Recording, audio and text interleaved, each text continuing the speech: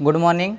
आज हम क्लास 12 विषय रसायन विज्ञान अध्याय फर्स्ट ठोस अवस्था में नेक्स्ट टॉपिक पढ़ाएंगे, जो है हमारा नेक्स्ट टॉपिक फलक केंद्रित घनीय एकक कोशिका।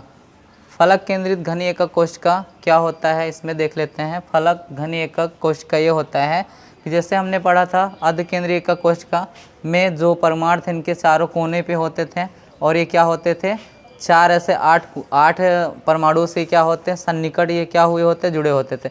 इसी प्रकार हमने पढ़ा था केंद्रित एकक कोशिका में, जिसमें 4 कोनों के अतिरिक्त एक एटम या परमाणु क्या होता था, उसके केंद्र पे होता था। इसी प्रकार से अब फलक केंद्रित घनीय एकक कोशिका में कोनों के अतिरिक्त इसके प्रत्येक फलक के सेंटर पे, केंद्र पे एकक परमाणु क्या लेंगे, भाग लेंगे। तो फलक केंद्रीय घनीय एकक कोशिका में परमाणु सभी कोनों पर और घन के सभी फलक के केंद्रों पर पाए जाते हैं। जैसे ये चित्र है, ये हो गया, ये हो गया, ये हो गया, ये जितने भी फलक होते हैं, जैसे क्यूब होता है तो उसमें कितने फलक होते हैं, 6 होते हैं। तो प्रत्येक फलक के सेंटर पे, हर फलक के केंद्र पे एक क्या होगा, एक परमाणु भाग लेगा। तथा फलक केंद्र पर उपस्थित क्या होता है, तथा फलक केंद्र पर उपस्थित प्रत्येक परमाणु, फलक केंद्र पर उपस्थित प्रत्येक परमाणु क्या होता है, 2 सन्निकट, क्या होता है, 2 सन्निकट एकक कोशिकाओं के मध्य सभाजित होता है। 2 सन्निकट एकक कोशिकाओं के मध्य क्या होता है, सभाजित होता है। फिर प्रत्येक केंद्र के, प्रत्येक फलक के केंद्र पर, प्रत्येक फलक के केंद्र पर एक परमाणु उपस्थित होता है।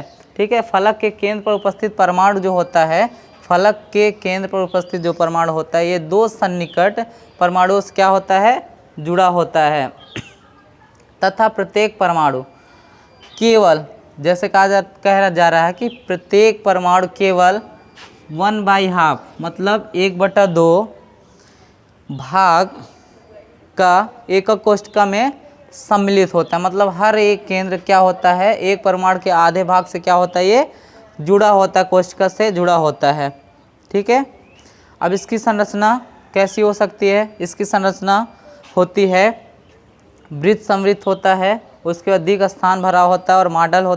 फिर एकक कोशिका को वास्तविक रूप से संबंधित परमाणुओं के भागों के साथ हम दर्शा सकते हैं। ठीक है, अब इसमें देखते हैं कि इसमें जो परमाणु भाग लेते हैं, कुल परमाणुओं की संख्या क्या होती है। ठीक है, कुल परमाणुओं की संख्या क्या होती है, इसमें होता है कि पहले सबसे क्या होता है कि 8 कोने क्या होते हैं, 8 जो कोने होते हैं, कोनों के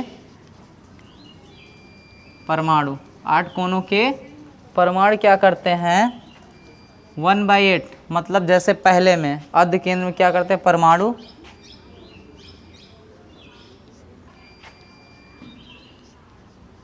प्रति एकक कोशिका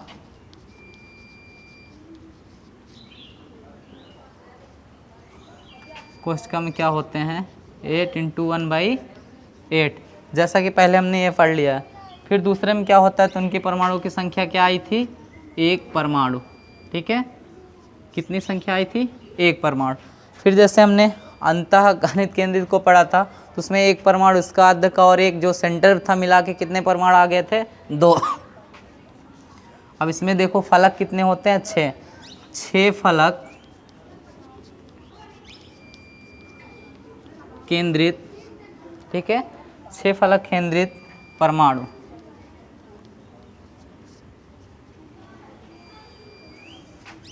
परमाणु 1/2 परमाणु प्रति एकक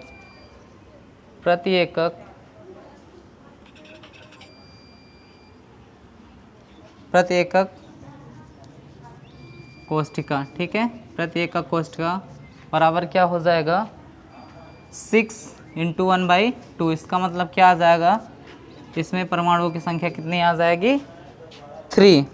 इसी प्रकार से अब क्या करेंगे, तीसरा प्रतिफलक, क्या बोलते हैं, प्रति एकक कोशिका में, क्या बोलते हैं, प्रति एकक कोशिका में परमाणुओं की संख्या बराबर क्या हो जाएगा, तो पहले हमने क्या फाइंड किया था 1, और इसमें टोटल क्या आ गया, जब 6 फलक में ये आधे भाग ले रहे थे तो इसका टोटल परमाणु कितना आया 3। तो इनको क्या कर देंगे, हम जोड़ देंगे, तो हमारे फलक केंद्रित घन एकक कोशिका में प्रति एकक कोशिका में कितने परमाणु की संख्या भाग लेते हैं, 4। ठीक है।